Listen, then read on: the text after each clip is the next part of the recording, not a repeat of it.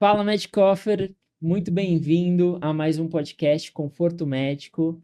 Nesse podcast que a Ele gente vai falar chama de as novo, ele vai falar de principais. novo, ele vai falar de novo que é que eu sou cunhado dele. Boa, Puta que pariu. boa, claro. Ó, a gente teve um erro de gravação aqui, e daí ele já tava se preparando de novo. Ó, eu sou cunhado dele, tá? Eu já vou falar logo. Eu admito, falhei na missão, apresentei minha irmã, foi culpa minha mesmo. Então, assim, Mas isso não aí. apresentem sua irmã pra qualquer um, viu? Porque senão. Anotado. Você Você tem tem irmã? irmã? Tem. Então toma Então Vou tá. cuidado. esconder bem. Esconde. Não, dá certo. Agora que eu tenho filho, eu fico pensando muito nisso. Falo, cara, tem que tomar muito cuidado, Tem realmente. filho. Então pode cair com o Felipe da É. vida aí, daí puta merda. Ele me agradece todo dia, sou cunhado dele. Mas isso aí, então, muito bem-vindo a esse podcast Conforto Médico, que a gente chama as principais referências brasileiras, nossos amigos, colegas e realmente pessoas que fazem diferença, que entregam algo a mais para melhorar a medicina no Brasil. E hoje não é diferente, a gente está com um cara muito especial, que a gente se conheceu na residência, né? Então, eu era preceptor e você era do segundo ano. Isso, foi. Minha primeira vesícula foi com você, inclusive. Então, a gente falou isso, acabamos de falar, e eu deixei ele operar. Deixou, não papou nada, fiz a Eu, cirurgia inteira. eu era um preceptor bonzinho, assim, eu tenho essa consciência A que gente tava eu falando também que opera era pouco no justo. HC, e o que eu ia falar também sobre essa coisa de operar pouco é que assim, mas se você pegar assim, por exemplo, todas as vesículas que você fez e juntar com todos os procedimentos laparoscópicos que você fez, por exemplo, os movimentos básicos da cirurgia eles são muito similares. Então, assim, não é que você aprendeu só 50 vesículas, você tem que somar a sua experiência em laparoscopia no geral. Os movimentos ali são sempre muito importantes. Você manter o horizonte da câmera, você, enfim, saber fazer os movimentos corretamente. É que nem quando você está estudando música, né? E daí você fala assim, ah, você tem que estudar a escala, você tem que estudar a afinação, não sei o que. São coisas que são movimentos repetitivos, e daí você só varia quais desses movimentos repetitivos você está executando cada vez que você. Então, assim, essa coisa de, operei 5.000 vesículas, tal, tudo bem, beleza. Eu acho que operar mais sempre é melhor, mas é importante. Não adianta você fazer 1.000 vezes uma coisa errada, achando que você vai fazer, que vai ficar Isso eu bom. não aprendi. É melhor você fazer 100 vezes a coisa certa.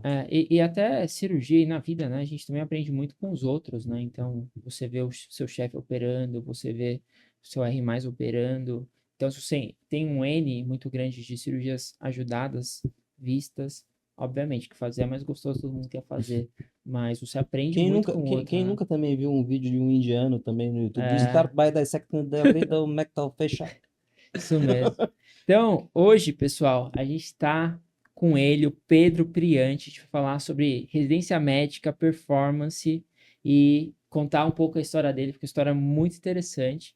Então, vou apresentar ele aqui rapidamente, depois deixar ele acabar, complementar a apresentação. Ele que é médico, formado pela UFMG, fez residência de cirurgia geral na USP e ele era nosso aluno ano passado, né? Estava acompanhando ele estudando, passou em cirurgia plástica e largou a residência de cirurgia plástica no HC, né? Além disso, ele Largou o sonho de muitos. largou o sonho de muitos. A gente Fui vai discutir julgado. isso. Não, mas isso aí também é. Não, a gente conversou antes e eu falei para ele, pô, acho que você está tomando uma decisão para sua vida, né, para você corretamente. Então é um cara assim excepcional, ele é mentor de alunos, né? Ele tá com um projeto novo aí que é a Fábrica de Residentes, já tá bombando. A gente vai falar sobre isso também, é influencer, mostra a rotina dele na internet. Se você não segue ele, já pode ir lá seguir porque tem muito conteúdo legal. Enfim, é um cara que aprendeu a performar, aprendeu a estudar, ele vai contar toda a história dele. Bem-vindo, Pedro. Obrigado, Felipe. Obrigado, Augusto, pela oportunidade aí. Muito bom estar com vocês, sempre aprendendo. Boa. E aí, conta um pouco da sua história, como que foi essa. Você foi o primeiro desistente da plástica da história ou não? Sim, nunca ninguém tinha desistido da residência de cirurgia plástica. E quando eu falei em desistir, quando eu comecei a pensar em desistir, as pessoas até começaram a questionar minha sanidade mental, né? Porque é uma vaga muito concorrida, né? Tem gente que fica 3, 4 anos estudando para isso e meio que a carreira é muito boa, né? Tem muitas oportunidades, então abandonar isso as pessoas acharam que eu tava louco, que eu tava simplesmente extenuado, né, com a residência, que é puxada demais, e que eu tava desistindo simplesmente porque eu não tinha aguentado, né? Então foi um momento muito difícil de a desistência, assim, tomar essa decisão em definitivo foi complicado. Bom, voltando um pouco antes, como que foi essa sua trajetória de estudo? Como foi primeiro para você passar aqui no HC? Decidiu vir? Como que você estudou? Tá. E depois Pra gente durante a chegar residência? pra chegar Vamos, a na gente vai Vamos, chegar apoteose, na... né? vamos começar do começo, né? Bom, a verdade é que eu sempre fui um aluno ruim na faculdade. Eu era um dos piores da minha turma. No começo da faculdade, eu tomei bomba. Eu reprovei em citologia, uma das matérias mais de boa. Primeiro semestre da minha faculdade tinha 4 matérias, eu consegui reprovar em uma. E eu era realmente um aluno ruim. Eu fui a faculdade inteira empurrando com a barriga a faculdade, as matérias, pegava exame, não era bom aluno, não estudei o básico e tive muita dificuldade de me organizar, tanto na minha saúde física quanto na parte dos estudos. Acontece que no meio do caminho eu comecei a me culpar e achar que eu precisava melhorar e comecei a estudar coisas sobre produtividade, sobre melhorar a performance e comecei a me exercitar mais, comecei a estudar mais. E no sexto ano eu decidi focar totalmente para passar na residência. Eu sabia que eu precisava fazer uma boa residência, eu queria cirurgia geral. Eu vou ser sincero que eu nem pensava em fazer na USP. Eu não achava que eu ia passar na USP, nunca foi um sonho, apesar de eu ter prestado assim, porque eu achava que era algo muito distante. Mas eu fui estudando, me preparando para as provas de residência, e no fim das contas eu acabei passando na USP, né? Meu estudo ele foi muito focado em questões. Eu fazia 80, 90% do tempo questões. Na época eu fazia um cursinho que tinha muitas apostilas e a galera incentivava muito a ler. Isso foi em 2019. A galera incentivava muito a ler a apostila e eu nunca li a apostila. E meus colegas às vezes me julgavam por não ler, a galera falava que tinha que ler a apostila e eu me sentia culpado por não ler a apostila, mas ao mesmo tempo eu sabia que era improdutivo. Quando eu tava lendo a apostila não fazia sentido. Então eu foquei só em fazer questões, eu fazia flashcards e questões e consegui ter um bom resultado, mesmo sem ler a apostila. Acho que justamente por não ter lido a apostila, né, no fim das contas.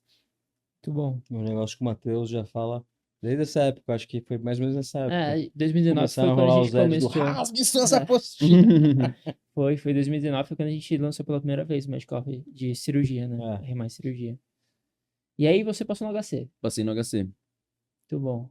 Mas assim, uma coisa que eu acho interessante nessas histórias, e acontece muito isso, porque assim, você não passou numa faculdade qualquer, você passou na UFMG, que é Uhum. uma puta dificuldade. Uhum. Então assim, em algum momento você teve uma disciplina, ela só se perdeu no começo da faculdade. Então, na verdade, eu era um péssimo aluno na escola também. Eu vivia ficando de recuperação. E aí, no cursinho, eu dei um. Na verdade, no terceiro ano do ensino médio, eu tomei uma bronca do meu pai, ele me convenceu da importância de estudar e eu comecei a me dedicar. Então, eu estudei muito no terceiro ano, fiz um ano de cursinho e passei na faculdade. E daí, acho que passando na faculdade, eu relaxei e voltei para os velhos hábitos que eu sempre tive a vida toda. Então, assim, eu habitualmente fui um mau aluno. E daí, eu estudei por 2 anos ali para O passar na cursinho foi faculdade. tipo uma dieta. Exatamente. dieta Tipo o ali. gordinho que emagrece, Aí mete teve um shake, reganho quando daí entrou. ele tem um reganho. Exatamente. Teve aquele Perfeito. reganho básico quando entrou na faculdade. Ótima analogia.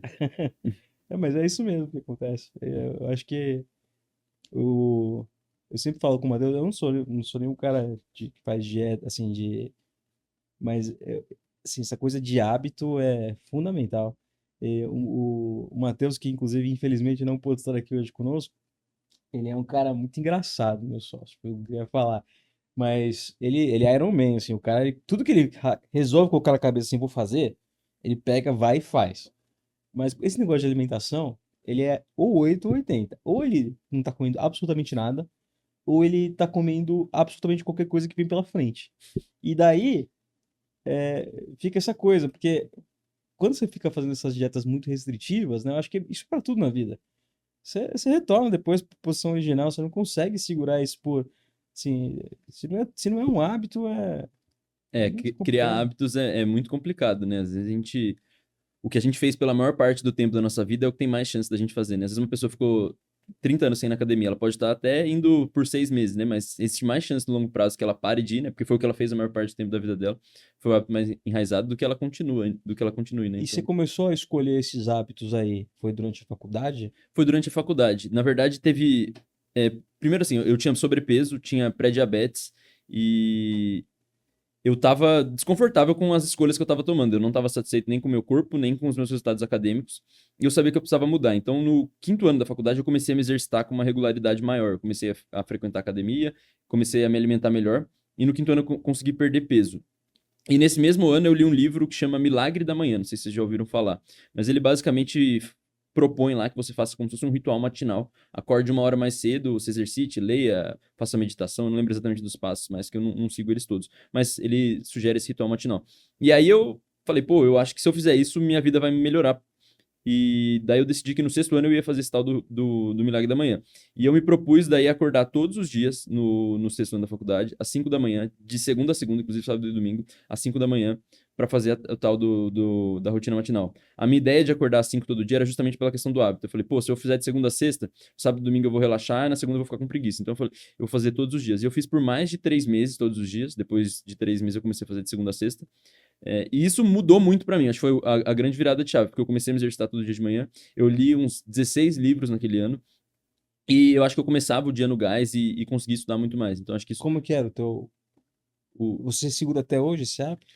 eu não acordo às 5 da manhã todos os dias, mas todos os dias eu faço uma rotina matinal. Agora eu não faço a mesma rotina, basicamente hoje eu escrevo um diário, eu leio a Bíblia e faço uma oração, coisa que eu não fazia na época, e eu leio pelo menos umas 5 a 10 páginas de um livro. Quando dá eu me exercito, mas antes tinha mais coisa, eu fazia umas afirmações positivas, fazia meditação, algumas coisas que eu abandonei, mas eu faço até hoje, mesmo na residência.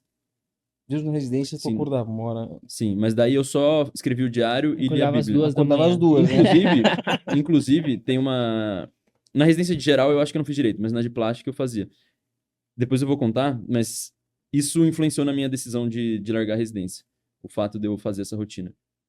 Não, o que eu acho bem bacana que você tá falando também é o seguinte, você não tá sendo hipócrita aqui. Por exemplo, você poderia falar assim, não, porque depois, desde o terceiro ano até hoje, 5 da manhã, quem que iria ficar cobrando, né? Uhum, Eu acho que é muito legal, assim, trazer meio que a vida como ela é, assim, falar as uhum, coisas. Assim, eu acho que você tá mostrando que você tem uma intenção, você uhum. mantém uma regularidade, mas também a vida não é um conto de fadas, né? Assim, A gente teve fracassa, né? altos e baixos, assim, É. no período. Isso é uma coisa que me irrita um pouco da internet, porque às vezes. Porque todo mundo é assim, né? Tem gente que é mais constante, tem gente que é menos, né? Tem gente que realmente consegue fazer mais, mas todo mundo tem os dias que não tá afim e que desliza. Mas às vezes as pessoas mostram na internet só a parte boa, né? Só o sucesso, né? Muita gente tá na internet e mostra que simplesmente consegue fazer tudo bonitinho todos os dias. E não mostra os fracassos, né? Isso é uma coisa que eu tento mostrar no meu perfil. Quando as coisas dão errado, eu tento mostrar também, né? Porque não é sempre que as coisas dão certo. E eu acho que isso é com todo mundo.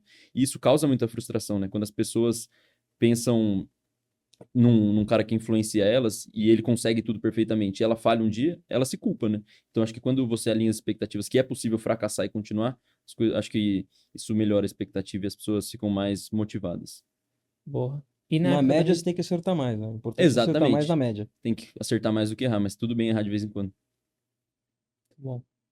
E na época da residência, de geral, lá no HC, como que foi? Foi puxado pra você? Então, o meu R1, ele não, pelo menos a primeira metade do R1, ela não foi tão puxada, porque a gente teve a pandemia do Covid, né? Foi em 2020. Então eu entrei na residência, eu comecei minha residência no dia 10 de março, porque eu passei na lista de espera. Então eu fui o último a ser convocado na lista de espera do HC. De CG, né? Assim. Aham, de cirurgia geral. Eu comecei a residência no dia 10 de março de 2029, 2029, 2020. E aí, dia 15 de março, a pandemia começou a acontecer, e lá pro dia 28 de março, dia 30 de março, o HC fechou e virou um covidário. Então, todos os Nossa. pacientes do Hospital das Clínicas eram pacientes Covid. Cara, eu me lembro assim, cristalinamente dessa época, porque eu tava no R4 da Uro, e daí eu tava com tudo certinho pra ir, eu ia pra Monsorrini em Paris. Nossa. E daí, assim, começou esse negócio de, pô, começou a pandemia na Itália, assim, aí foi pra Itália o negócio, e daí começou a fechar, eu falei, sabe o que eu vou fazer? Vou jogar minhas férias aqui. Vou jogar minhas férias porque isso aí vai dar problema, mas depois de um mês vai estar resolvido. Tava me achando um puta gênio da cronologia. Daí falei com um, falei com o outro, travei minhas férias. Daí passou um mês e, obviamente, assim, tudo tinha Só virado um piorou. covidário. Esvaziaram tudo, tudo, tudo, tudo. O quartinho dos residentes da URO até foi esvaziado. Daí eu lembro claramente, assim, da gente, no último dia do quartinho, assim, a gente começou a ver aquele filme, O Poço. Todo mundo assistiu junto, o filme, O Poço. Eu lembro da gente lá Nossa, que filme é sentado, horrível. assim. Esse filme Nunca é muito assisti. angustiante. Cara, pra quem tinha acabado de chegar na residência, deve ter sido pior ainda, pô. Então, só que eu fiquei 4 meses numa UTI Covid, no caso, a UTI do trauma lá do HC. Então, assim, por um lado foi ruim, né? Porque eu não tava vendo cirurgia, mas por outro, a minha escala era de 12 por 36. Eu fazia 12 horas, folgava 36. A gente fazia uns esquemas, às vezes, que eu dava 36 horas de plantão, ficava 5 dias de folga. É. Então a gente trabalhava, eu trabalhei muito fora e foi tranquilo, na verdade, o começo da Não, residência. foi os 4 a meses. gente também, né? Então, todos os residentes viraram escala 12 por 36. E foi até um marco importante para o Medcoff, porque como a gente não estava tanto na residência, a gente conseguiu focar muito aqui e começou a crescer, começamos a enxergar vários gargalos para a gente melhorar. Foi na época do Covid, 2020 mesmo. A gente tinha lançado 2019, 2020 a gente focou muito, né, nessa Mas época. Né? manter os hábitos naquela época também não era fácil, né? Esse foi o, acho que o pior, depois que eu saí da faculdade, de todos os últimos anos, esse foi o pior ano em relação aos meus hábitos. Eu fiquei muito sem me exercitar, apesar de eu ter comprado, para quem me acompanha no Instagram, sabe que eu tenho uma mini academia em casa. Essa mini academia começou a se construir por causa do Covid, na época do Covid. Então, assim, eu tentava me exercitar com alguma regularidade, mas era muito irregular, né? Porque às vezes era plantão atrás de plantão, porque eu trabalhava na residência, trabalhava fora, e era difícil. Então, acho que foi a pior época para os hábitos. E também acho que encontrava muito pessoal em casa, às vezes comia besteira, né? Pedia iFood, então foi uma época ruim para os hábitos. Porra, engordei Não, pra não cacete. estudei nada esse ano quase. Nossa. E esse negócio de, assim, de presença digital, né? Vou até falar em Uhum. influência, que é o termo comum, assim. Quando que surgiu isso, assim, na tua vida? A minha ideia de começar a produzir conteúdo para internet, ela vem de muito tempo atrás. Em 2013, eu jogava um joguinho que chama Clash of Clans, não sei se vocês já ouviram falar, é um joguinho de celular que ele existe até hoje. E tinha um monte de youtuber que produzia conteúdo para esse joguinho. E eu sempre, eu assistia aquilo lá e falava, por que eu não posso produzir o conteúdo eu, já se os caras fazem tão bem feito? E daí eu cheguei a gravar um vídeo, produzir um vídeo, editei, e na época eu olhei para aquele vídeo, olhei para os vídeos que eu assisti, eu falei, esse vídeo tá uma porcaria, não tem como começar. E tá muito ruim e não comecei. Mas eu cheguei a gravar um vídeo e eu sempre fiquei pensando, pô, seria legal se eu fizesse. E eu, hoje em dia, olhando pra trás, acho que talvez se eu tivesse começado, eu teria aprendido a fazer e poderia ser grande, né? Ter conquistado muito espaço. Tu ia ser o Pedro Priante Clash of Kings. Pois é, já pensou? Underline Clash of Kings. Mas não comecei. Daí, em 2022, eu de novo comecei a pensar. Lógico que o tempo todo essa ideia vinha na minha cabeça, mas em 2022 eu assisti um colega muito da minha turma, chama Vitor Cunha, não sei se vocês já viram o Instagram dele, ele fala Sim. sobre finanças. Ele foi meu colega de turma. Na época ele devia ter uns 30 mil seguidores, e eu não produzia conteúdo ainda pra internet. E eu olhava pra ele e falava, nossa, o cara veio do mesmo lugar que eu, fez a mesma formação que eu, por que ele pode e eu não? E eu gostava muito de finanças naquela época, e inclusive eu produzi um vídeo sobre finanças em 2022, que eu ia postar no meu canal. E de novo, eu olhei pro vídeo e falei, não tá bom bastante, e não postei de novo. E aí, no ano seguinte, de novo, mais uma vez, agora sobre hábitos e produtividade, eu gravei mais um vídeo e daí criei coragem e postei logo esse negócio.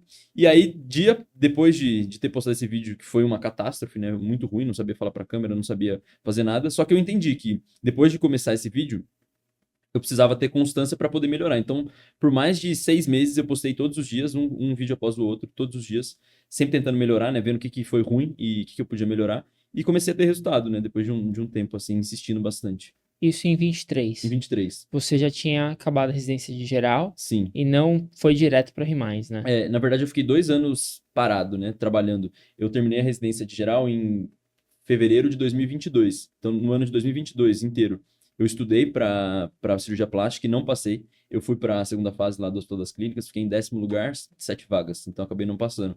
E daí, em 2023, foi mais um ano que eu... Foi um ano que, assim, no começo de 2023, eu fiquei muito frustrado, desanimado, não sabia para onde ir. Pensei até em emprestar o USMLE. Eu cheguei até a comprar o banco lá do UWorld. E estudei por 5 dias e desisti. É porque você não tinha ainda a versão Da brasileira. Medcoff que a gente USA, faz. que Se tá eu vindo tivesse- Fica aí. aqui, aproveita o jabá, Medcoff USMLE em janeiro nos cinemas. Se fosse em 2025, provavelmente eu teria dado seguimento aí para os Estados Unidos. Mas fato é que eu fiquei meio perdido e daí nisso eu decidi começar a produzir conteúdo. E daí, no que eu comecei a produzir conteúdo, eu comecei a me motivar mais para estudar. Então, eu fui documentando também boa parte da minha jornada aí para uma aprovação ao longo do ano de 2023, né? Então, isso combinou muito com o conteúdo que eu estava produzindo. Engraçado, a gente acompanhava você estudando, né? A gente conversava também. Sim. Mas a gente se encontrou num evento Foi. também, né? Na Alesp? Onde Foi que na foi? Alesp, foi um Da- pré-evento do 6. Foi o congresso Isso, aí a gente foi do dar turismo. uma aula lá, ele tava lá, a gente conversou. E seu crescimento foi, pra quem olha de fora, pô, foi rápido. Uhum. Mas não foi um crescimento linear, né? Como que foi Não, isso? não foi. Eu, nos primeiros vídeos, não tive resultado nenhum, né? Aí eu comecei a produzir conteúdo, alguns viralizaram, eu bati 10 mil seguidores em 2 meses e meio, mais ou menos. Aí continuei tendo algum resultado até o quarto mês e bati 20 mil. E daí em 20 mil eu fiquei estagnado por uns 3 meses. Eu não consegui mais achar um modelo. E daí eu mudei o jeito que eu produzia conteúdo e achei um modelo que estava dando muito certo. E comecei a produzir com constância. E daí, talvez de outubro até o meio de dezembro, eu fui de 20 para 50 mil seguidores. E no dia 28 de dezembro, eu postei um vídeo, um desafio de mudança de hábitos que envolvia entrar num barril de gelo todo dia de manhã. E eu começo o vídeo entrando no barril de gelo, acho que isso chamou bastante atenção.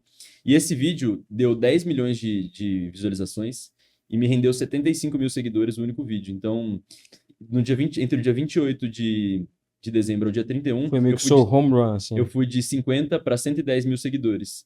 Então, e em fevereiro eu já tinha 150 mil seguidores. Então, eu cresci muito rápido. Foi uma coisa meio maluca, assim. Eu ganhava 1.000 a 2.000 seguidores por hora no meu perfil. Foi algo que eu jamais imaginei. Acho que também jamais vou vivenciar de novo, né? Nem tenho essa expectativa. Vai sim, claro que vai. Tomara. E como que você acha que é, você compartilhar sua rotina e melhorar seus hábitos do dia a dia, porque você também foi melhorando e se estimulando, te ajudou a ser mais produtivo para estudar para residência médica? Eu acho que, assim, criar hábitos novos é algo muito difícil. E uma das coisas que potencializa muito é prova social. Então, você mostrar para os outros que você tem um desafio e se comprometer com os outros. Então, o fato de eu me considerar um influencer que fala sobre bons hábitos, sobre melhorar, isso me cobra por dentro de ser melhor e de fazer mais. Então, eu me sinto mais motivado e me sinto sempre que eu tô preguiçoso, não tô me exercitando, não tô comendo bem, não tô estudando, eu falo, pô, eu preciso fazer isso, porque é isso que eu prego, então isso me incentiva mais. Então, eu acho que o fato de mostrar isso aumenta muito a minha constância nas atividades produtivas, assim, e melhoria de hábitos. Na geral, você sentia algum revés, assim, de produzir conteúdo? Eu comecei depois Ah, que eu saí da depois que você residência. saiu da residência, já você começou a entender.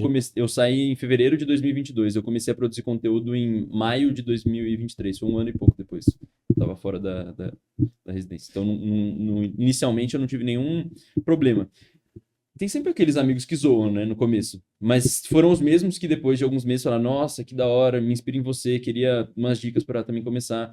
Então, no começo as pessoas zoam, mas depois a galera quer aprender, né, como é que Depois que faz. dá certo, É, virou gênio, né? exatamente. E como que foi seus estudos? Conta um pouquinho como Tá. que você se organizou para Uhum, estudar uhum, e como que você fazia para você... Porque eu acho uma coisa muito difícil. Seguinte, fazer uma prova na íntegra é uhum. fácil. Assistir 4 horas de aula uma vez é fácil. Difícil é você criar um método e repetir isso de forma Sim. disciplinar Uhum. todos os dias, né? Ou todas as semanas e o máximo possível. Uhum. Como que você fez para Então, se organizar e estudar? eu estudei por 2 anos, né? 2022 e 2023. E o ano de 2022 me deu uma base muito grande, porque nesse ano eu fiz flashcards de todas as aulas do Medcoff. Eu já usei o Medcoff em 2022. Então, eu tenho no Anki todas as aulas do Medcoff em flashcards. Então, isso fez com que eu não precisasse ver aulas em 2023, né? Eu assisti poucas aulas, só de cirurgia cardíaca. E além disso, eu tinha um grupo de estudos, tanto em 2022 quanto em 2023. Então, a gente sempre, semanalmente, a gente revisava os meus flashcards como se fosse uma roda de conversa, cada um respondia um, seguindo o cronograma do Medcoff. Então, a semana 1 do Medcoff era a nossa semana 1, seguindo os flashcards do grupo de estudos. Então, de fevereiro até agosto, mais ou menos, a gente matou os meus flashcards e viu todo o conteúdo programático no grupo de estudos. Além disso, a gente fazia uma prova na íntegra por semana, então a gente fazia a prova e daí a gente comentava a prova.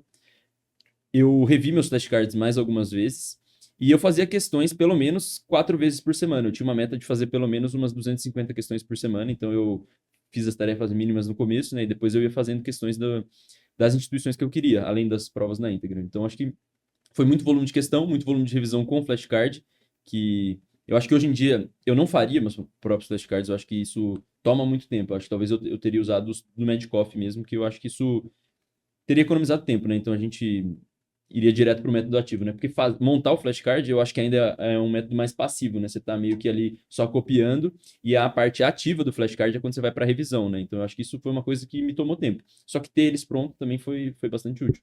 Legal. Ah, mas também, por outro lado, eu acho que não é nem lá nem cá, sabe? Quando falam sobre flashcard, eu acho que, assim, na minha visão, Uhum. eu acho que você juntar as duas coisas é ideal. Porque, assim, beleza, você vai pegar os flashcards prontos que a gente tem uma caixa física até para quem quer buscar, a gente tem também digitalmente também, mas quando você faz os seus, você tá vendo ali deficiências que você tem ali. Você faz Então, assim, direcionado porque você não para sabe, você né? direcionar as suas. Eu sempre oriento dessa maneira, assim, Uhum. para as pessoas quando a gente conversa. Assim, você faça seus flashcards, faça flashcards, mas assim, pô, tô fazendo questão. Escorreguei na casca da banana aqui, faço um flashcard Sim. sobre isso. Depois eu revejo esse flashcard. Isso eu gosto muito. Mais do que o caderno dos erros que muita gente prega, eu gosto muito dos flashcards dos Eu erros. chamo de, eu chamo de caderno de erros em formato Ah, flashcards. Eu acho que é. isso aí funciona Eu, muito bem. eu acho melhor, porque o problema do caderno dos erros é que geralmente a gente escreve lá o que a gente errou e nunca mais olha para isso. E quando você tem um flashcard, a chance de você revisar é muito maior. E eu gosto até de falar um pouco mais para os meus mentorados, que eu gosto de falar dos flashcards dos erros por instituição. Então, por exemplo, o cara fez as 5 últimas provas da USP, então eu quero que ele monte flashcards dos erros da USP, porque daí na véspera da USP ou 2 dias antes da USP ele vai revisar aqueles flashcards especificamente voltado para aquela instituição. Eu acho que isso Isso aí é legal. direciona muito. Eu gosto Isso é muito bom. Muito bom. E uma outra coisa que me chamou a atenção aqui, que eu acho que ajuda muito, que você fez, é ter um grupo de estudos, né? Ter pessoas que estão buscando o mesmo destino que o seu, né? A mesma conquista. Tem algumas razões pelas quais o grupo de estudos é muito bom. Primeiro, o ambiente, né? Eu acho que isso te propulsiona para o seu objetivo. Quando você está estudando menos, você se sente culpado e quer estudar mais. Você vê as pessoas estudando, se sente mais motivado a estudar. Esse é um ponto. Segundo, que sempre vai ter aquela pessoa que é mais inteligente que você, ou que pelo menos é melhor que você em algum assunto específico. Então, isso te economiza tempo. Uma dúvida que você ia gastar 2, 3 horas lendo alguma coisa, o cara te explica ali em 5 minutos. Então, e a rotina, né? Eu acho que isso te obriga. No meu caso, me obrigava a fazer os flashcards e me obrigava a revisar os flashcards semanalmente. Então, mesmo que fosse uma semana terrível, não estudei nada. Eu tinha aquele compromisso ali que eu fazia no mínimo no Google Meets para poder estudar pelo menos um dia na semana. Então eu acho que Você isso fazia presencial ou compromisso. Google Meet? geralmente presencial, mas houveram poucas vezes que a gente fez via Google Meets, mas 90% das vezes presencial. Ah, é bom demais, bom demais. Uhum. Inclusive, soltar algum spoiler aqui pros Medicoffers que estão ouvindo a gente. Um dos objetivos que a gente acredita tanto nisso, Pedro, que a gente está criando sedes em todo o Brasil, onde a gente vai ter realmente esse intuito de fazer Sim. com que as pessoas estudem realmente, se encontrem para estudar. Eu acho que isso é tão importante nesse nível. Então a gente vai começar com Salvador, Recife, BH, Curitiba, talvez a gente está.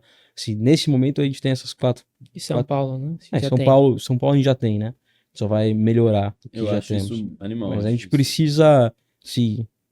A gente fez isso muito. Você falando aqui, assim, é impressionante como isso faz diferença. Assim, esse comprometimento que a gente tem com o outro, às vezes é maior do que o comprometimento Sim, que nós temos com nós mesmos. É maior. Do meu grupo de estudos, tem um na USP, um na Gastro da USP, 3 na plástica, considerando eu que saí, mas 3 aprovados na plástica da USP e um aprovado na plástica da Unifesp. Esse foi o resultado do nosso grupo de estudo. Muito bom. E outra coisa, né? Tipo, pô, meu concorrente tá estudando pela mesma Nunca vaga, tivemos esse não é medo. concorrente, meu. É, E, Vocês a encontram gente vaga nunca se pra todo preocupou. mundo, porque Mas- vocês se mas preparam melhor uma do que coisa a também, média. já que você já falou bastante que gosta de passar aí um pouco a vida como ela é, como foi essa etapa, assim? Porque você estudou pra caramba, Uhum. e daí você bateu na trave, que nem você Uhum. falou. Sim, para você se reerguer, porque tem muita gente que passa por essa situação e passa muitas vezes de modo solitário. Então, assim, Uhum. como é que foi essa etapa aí para você? Igual eu falei pra vocês, foi um período muito difícil. No começo do ano eu fiquei meio sem rumo, eu fiquei uns 2 meses sem saber o que fazer. Entre fevereiro e abril eu fiquei meio Porque perdido. não passar de longe, eu acho que é pior do que bater na trave, eu acho. Sim, sim, com certeza. E eu fiquei meio perdido. E eu acho que o principal divisor de águas, a coisa que me fez seguir em frente, assim, que mais me motivou foi começar a produzir conteúdo, porque eu arrumei alguma coisa pra focar. Então, assim, nos primeiros meses eu comecei a estudar de verdade, lá pra julho, agosto. Mas no começo eu me ocupei com a produção de conteúdo, e depois de um tempo, a produção de conteúdo começou a me cobrar, de forma interna, mas começou a me cobrar a estudar. Então, acho que foi uma coisa que levou a outra. Então, Um ciclo virtuoso. foi um ciclo virtuoso. Acho que isso, se eu não tivesse começado a produzir conteúdo, eu não teria conseguido passar na residência. Beleza, passou na residência, e agora a gente precisa saber a história do largou a residência. Que isso, assim, Uhum. chocou muita gente. Quando eu lembro que o Felipe falou assim, porra, o Pedro tá pensando em desistir da residência e tal, veio conversar comigo, e daí, enfim, explicou ali. falei, cara, acho que talvez ele esteja fazendo certo, mas é tão difícil. Uhum.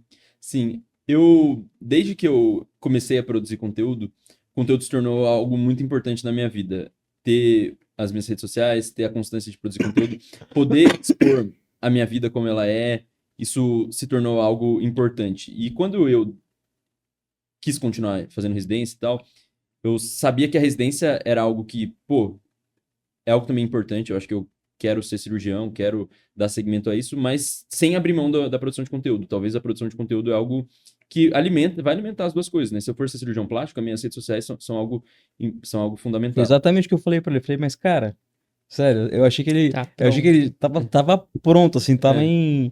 Que, é, pô, acho tem que uma rede social uma coisa é forte. impulsionar a outra, né? Quando eu entrei na residência, as coisas não foram muito bem como eu imaginava. Eu sabia que era um serviço extremamente puxado e isso não foi nenhuma surpresa para mim, eu já estava pronto para isso. Só que a questão da produção de conteúdo foi um problema.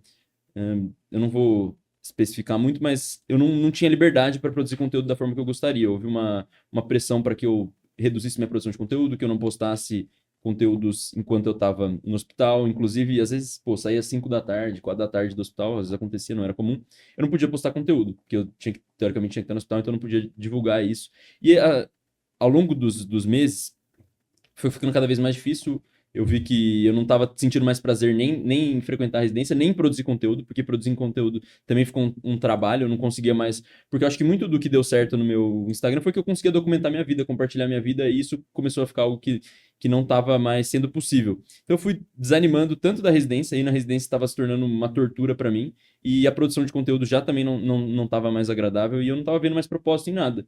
E eu vi, pô, eu vou continuar aqui, eu vou abrir mão do que eu gosto da produção de conteúdo para num serviço onde eu não tô feliz. E acho que os principais pontos foram esses, assim, que me fizeram desistir. Eu lembro que antes de desistir, eu tava decidido já a desistir, e eu pedi para ligar pro Felipe. Eu achava que o Felipe ia me convencer a não desistir. Eu tava com essa esperança. Ele me Eu, falou isso.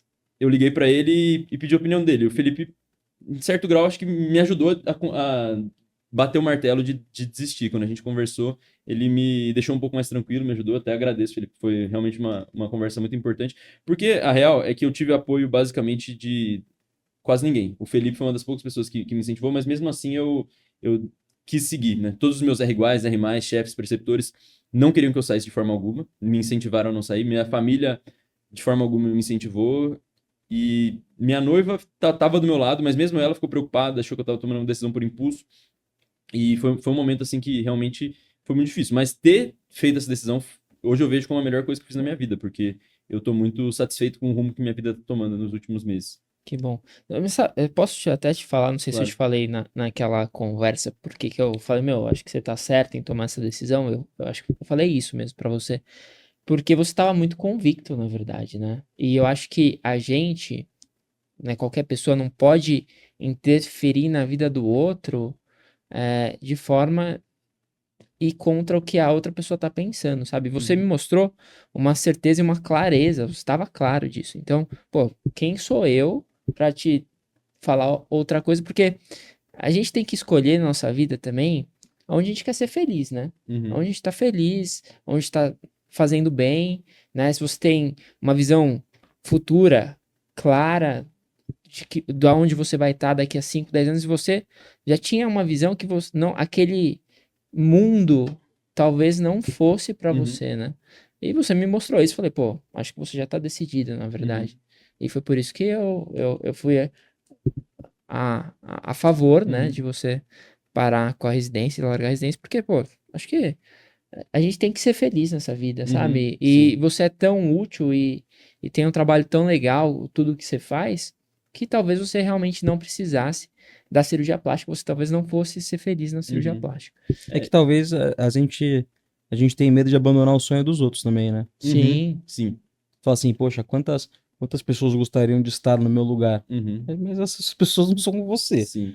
E no fim das contas, eu sabia que, assim, o pior que poderia acontecer, eu ter que prestar de novo uma residência e começar do zero. Eu acho que esse era o pior que poderia acontecer. E eu acho que pensar no pior que poderia acontecer me ajudou também. Porque vão ser 2 anos aí que não vão ser perdidos também. Eu vou poder fazer outras coisas e depois eu posso recomeçar outra residência da mesma ou de outra especialidade. Então eu acho que isso facilita as coisas. Eu acho que pensar sempre no pior cenário ajuda a gente a racionalizar o que pode vir de ruim, né? Acho que isso é muito importante. Essas decisões de pensar, meu, pior situação aqui é plenamente contornável. Uhum. Porque muitas vezes a gente não pensa em que existe um D mais um, né? Então, realmente. E você tá feliz, Pedro? Tô bem feliz. Acho que a decisão tirou um peso das minhas costas. Lógico que o começo é difícil, né? Você tem que se readaptar a uma rotina nova, mas muito feliz, muita coisa boa tem acontecido na minha vida. Eu espero que seja só o começo, mas eu tô feliz. Eu tenho pensado em estudar e me preparar para uma nova residência ano que vem. Eu ainda não tô divulgando a especialidade, mas isso depende do que acontecer, né, no próximo ano, assim, de como eu vou ocupar minha agenda, das oportunidades que aparecerem, mas a ideia talvez é me preparar para uma nova residência. Acho que vai ser legal, inclusive, compartilhar isso de novo, né? Com Mad Coffee, hein? Não, eu quero, com certeza, porque eu quero otimizar minha chance de passar, né? Não sou Boa. bobo. Não, mas, cara, uma dúvida que eu, assim, só retornando mais uma vez, só porque, Uhum, assim, curiosidade mesmo. claro. Se você não quiser vir também não tem problema nenhum. Porque, assim, quando eu tava na residência de Ouro, eu sentia, assim, um climazinho, porque Uhum, a gente tinha o papo de cirurgião na época, né? uhum, Que era o perfil que a gente mais divulgava. E a gente fazia, assim, conteúdo, fazia alguma coisa, uhum, e, pô, assim, alguns residentes meio que zoavam uma coisa, zoavam outra, o que você uhum, tá fazendo, não sei o quê. Mas não era nada muito, uhum, assim, que me impedia de fazer. uhum. Você achou que rolou, assim, um impedimento, assim, mais pesado, assim, foi uma Sim, inveja, uma mistura de rolou inveja? um impedimento pesado desde o início, assim, de reuniões formais e informais para acessar a produção de Que conteúdo, você para já entrou, você reduzir. já era um influencer. Ele falou assim, Sim, beleza, você tá entrando, Quando, porém... quando eu entrei, eu tinha 150 mil seguidores. Então, assim, dia 26 de fevereiro já tinha rolado uma reunião que eu tinha que dar uma segurada na produção de conteúdo, que eu não podia postar Mas nem que eu. sobre qual argumento?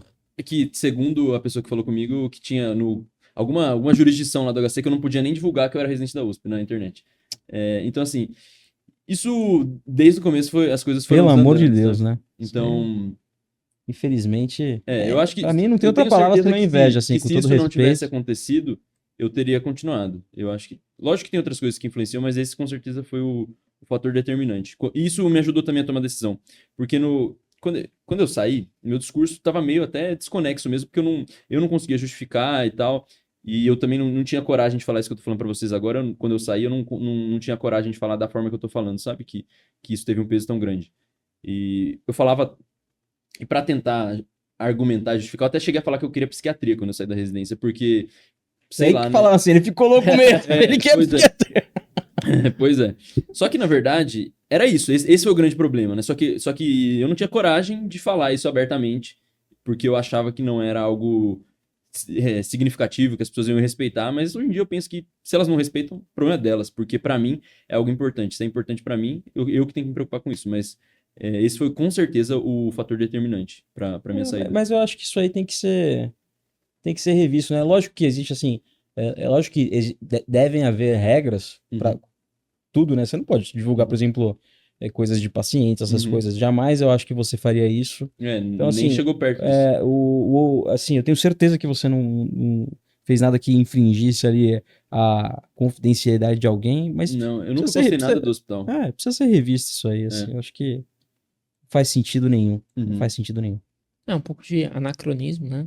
Com As certeza. pessoas não se adaptaram. Muitas pessoas não se adaptaram ao mundo moderno. É uma mistura de anacronismo e É, inveja, viu? também.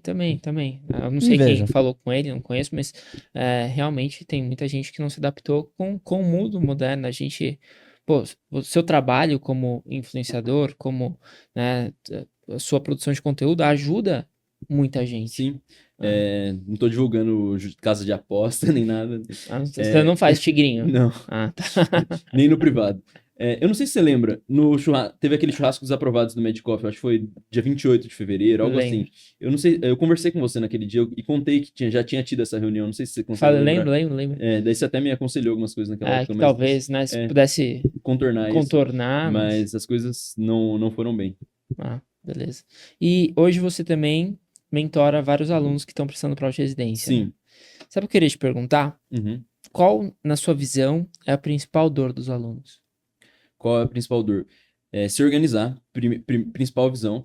e eu acho que eles ficam perdidos em meio ao que fazer. O que que eu vou fazer? Vou assistir aula, eu vou fazer questão, eu vou ver flashcard, eu vou fazer grupo de estudos, e daí tem muita opção e eles não fazem nada no fim das contas. Então eu acho que precisa ter um norte e muitas vezes alguém que diga exatamente o que eles precisam fazer. Porque às vezes quando ele precisa tomar a decisão, ele fica inseguro com a decisão que ele tem para tomar, e aí ele acaba não tomando nenhuma decisão. Eu acho que o fato de faltar um norte, alguém que pegue na mão dele e fale, pô, você precisa fazer isso aqui. E também alguém que, quando as coisas dão errado, esteja lá e fala, ó, tá tudo bem, vamos fazer dessa forma para contornar, não precisa se desesperar. E eu acho que ter essa pessoa ali sempre, pô, dando aquele feedback, sabe? Falando o que vai fazer para resolver. Ou, não, você tá no caminho certo, continua, tem um pouquinho de paciência. Eu acho que esse é o principal ponto. É lógico que tem aquelas coisas que, quando o cara procura uma mentoria, ele nunca pensa nisso que eu falei. Ele pensa, pô, eu quero alguém que organize minhas revisões, eu quero uma técnica mirabolante que vai fazer eu subir de 76% para 84%.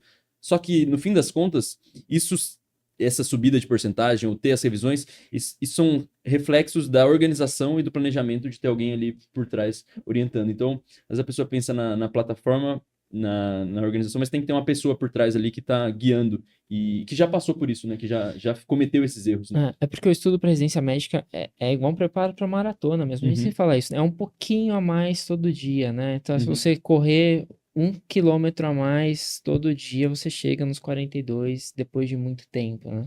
E também investir a energia no lugar certo, né? Porque às vezes eu tive um mentorado que ele chegou para mim em agosto. E ele, até julho, leu todas as apostilas do cursinho que ele fazia.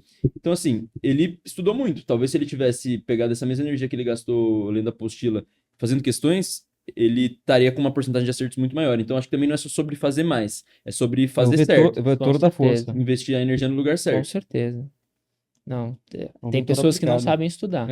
Aquele clichê lá que Com certeza. quem acorda cedo fica milionário, né? O padeiro acorda às 4 da manhã, mas talvez ele não esteja colocando a energia no lugar preciso, né? Se ele fizesse Verdade. pães de fermentação natural. Né? Abrir Vai. um negócio lá na Oscar Freire. Pois é. Boa. Não, mas isso aí é totalmente verdade. Quantas pessoas que eu conheço que se esforçam, fazem esforços hercúleos e não necessariamente... Conheço pessoas que leram a apostila de cabo a rabo, assim. Eu também. Tudo. Não, eu nunca li uma posso. página da apostila. Eu tenho uma história pessoal que é minha amiga, e quando a gente estava estudando para R1, né? Então ela passava todo o tempo lendo a apostila, todo o tempo. Uma estudiosa master, assim. E a gente não, né? Tava lá no internato, era da minha panela no internato, conversando, tocando, né? Tocando internato e tal. E chegava em casa.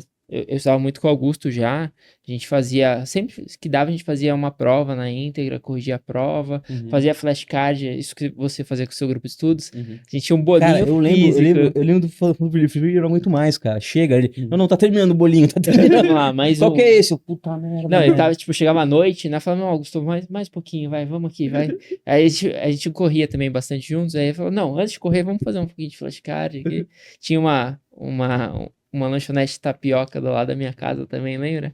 Ela cresceu, aquela moça, né? E a gente comia tapioca, a barraca da Lu. Barraca da Lu. E a gente comia tapioca, fazia flashcard lá, depois ia correr e tal. Mas essa menina, da minha amiga, ela passava o tempo todo lendo a apostila. E ela estudava muito, velho. Ela, com certeza, em hora, ela estudou 3, 4 vezes mais tempo do que eu. Tenho certeza disso. E ela não passou. Não passou aquele ano porque ela estudou errado. Cara, eu sinto que assim, ler a apostila é completamente inútil. Porque se você ler todas as apostilas, você vai ter tido contato com toda a matéria? Provavelmente com quase toda. Mas você vai reter aquele conteúdo? Provavelmente não vai reter nada. Eu acho que, inclusive, assistir uma aula que tem 20% de conteúdo, pelo menos você pode reter alguma coisa. Mas ler a apostila, porque é algo torturante. Mas o desafio exatamente é esse. Não é você ter contato com matéria, você conseguir reter isso dentro da sua cabeça. É muito diferente de você ter contato, mas nem se compara. Eu lembro que uma vez, foi em 2019, quando eu prestei prova para residência, eu fiz a prova do PSU. E daí caíram algumas coisas meio específicas lá, falaram, isso não foi dado na aula do cursinho, mas tinha na apostila. Meu amigo me falou, se eu tivesse lido a apostila, eu teria acertado. E eu lembro que eu respondi para ele, se você tivesse lido a apostila, não. Se você tivesse lido e lembrado do que estava na apostila. O que é uma coisa muito diferente. Exatamente. Não adianta você ler. Eu lembro que teve na véspera da prova do HC de R+, que eu assisti uma live de vocês de véspera e vocês acertaram uma questão, que era do cistoadenoma mucinoso. E Nossa, eu lembro disso. foi a primeira vez que eu vi sobre o cistoadenoma mucinoso. E daí eu falei, putz. E daí apareceu na prova, eu falei, nossa, eles falaram na live. Qual que é o nome do negócio? Não lembro. Errei a questão. Não foi porque não foi porque eu não tive contato com a matéria, mas sim porque eu não lembrei. Então, assim, vocês acertaram, mas eu não consegui lembrar. Então Não, mas adiantou. isso aí que você falou faz tanto sentido assim, porque, por exemplo, vou te dar um exemplo prático disso aqui. A gente tá fazendo algumas revisões aí em todo o Brasil, não sei o que, puta revisão. E, assim, acho que vale a pena, não acho que não vale a pena, acho que é muito, muito bom a revisão. E daí pega até alguns alunos que às vezes reclamam, porra, mas vocês estão fazendo para todo mundo, a gente liberou no YouTube. Meu amigo, você que tá em contato com a matéria, você que tá Já viu a revisando a gente matéria, falando isso aqui isso, é para né? ser só a cerejinha do Uhum. bolo. É só pra ser cerejinha do bolo. Não tem competição com o cara que tá só vendo a live Se ali, você meu assistir amigo. uma vez a live e não fizer mais nada, você não vai ter um Exatamente. bom resultado. Assim, E não porque vocês não deram conteúdo de valor, mas porque a pessoa não vai conseguir absorver todo aquele exatamente. conteúdo. É para você rememorar as coisas ali só pra dar aquela lapidada E até final. uma Não se preocupe confiança, com né? isso. Exatamente. Porque você vê o que vocês estão falando, não, isso aqui pra mim é Eu óbvio. já vi 5 vi vezes isso aqui. ao longo do Às ano. vezes não é nem pra você, às vezes você nem precisa daquilo pra lembrar, mas só de você assistir aquilo te dá um bem-estar, te dá uma sensação de que você viu tudo bonitinho. Às vezes eu falo muito pros meus mentorados pra assistirem a live de vocês de véspera. Eu falo, às vezes não vai nem acrescentar nada, às vezes você já sabe tudo. Mas só de você escutar eles falando e ver que tudo que eles estão falando é óbvio pra você, isso vai fazer com que você chegue mais tranquilo no dia da prova. Exatamente. Verdade.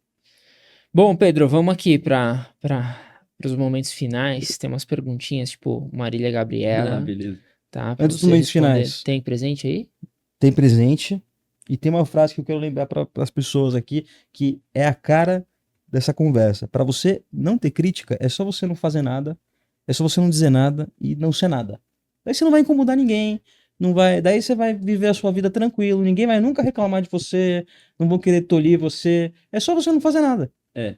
E eu queria aproveitar para acrescentar uma coisa relacionada a isso, que eu até falei no outro podcast, mas que às vezes tem muito médico conservador, e às vezes até médico que não é conservador, mas que é novo, que julga um pouco quem produz conteúdo para internet, que acha que a gente não deve estar presente na internet, porque a internet está recheada de picaretas. E realmente está recheada de picaretas. Eu acho que eles são, maioria, ou pelo menos são os mais barulhentos. Mas eu acho que a culpa desse espaço que eles têm são dos médicos competentes que não se posicionam, porque eu acho que esse espaço ficou ocioso, então os médicos competentes não ocuparam esse espaço e quando os médicos competentes pararem de ter vergonha, pararem de julgar quem produz conteúdo e se posicionarem na internet, o espaço dos picaretas vai ser muito menor. Então, quando os médicos bons estiverem dispostos a pôr a cara a tapa e aparecer na internet, eu acho que a internet vai estar recheada de pessoas muito mais interessantes. É o 5º podcast que o Augusto vai falar a mesma frase. Não existe vácuo de poder.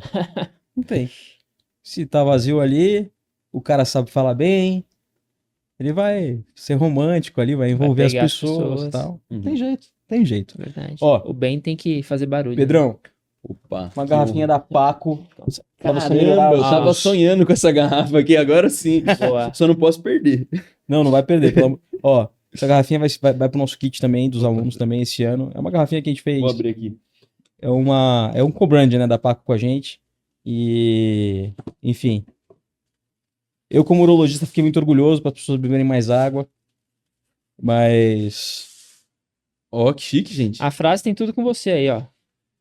A excelência é um hábito. Muito bom. Depois Muito legal, gente. depois você traz aí para gravar teu nome. A gente combinado. grava aqui. Fechou. Muito massa. Parabéns, gente. Vocês são incríveis, né? Sempre se superando. Boa. Pedro, vamos lá então. O que é medicina pra você? Que é medicina? A arte de aliviar o sofrimento. Quem é o Pedro? O Pedro é uma pessoa que tá sempre insatisfeita e sempre acha que dá pra melhorar alguma coisa. Residência médica é? Fundamental. O que é o sucesso pra você? O sucesso é poder falar não pras coisas que você não tolera. Qual foi sua maior vitória? Minha maior vitória é ter conhecido minha esposa. Minha noiva, no caso, mas que agora vai ser minha esposa. mesmo. Aí sim. Vai casar? Parabéns, parabéns. Parabéns. Qual que é a sua missão? Minha missão? Minha missão é fazer as pessoas entenderem que felicidade não é viver na balada, viver encher na cara, mas sim ter tempo de qualidade com a família, se aproximar de Deus e ter uma vida de qualidade, com tempo de qualidade com as pessoas que são importantes. Eu acho que isso seria uma coisa que eu ficaria muito satisfeito se eu mostrasse isso para as pessoas. Isso aí. Pô, gostei desse negócio do sucesso. Gostei da tua resposta de sucesso. Você ter tranquilidade pra dizer não pro que tá te desagradando é muito bom. Muita gente não tem essa possibilidade. Sim, acho que quase ninguém tem. Isso é um Isso foi, sucesso.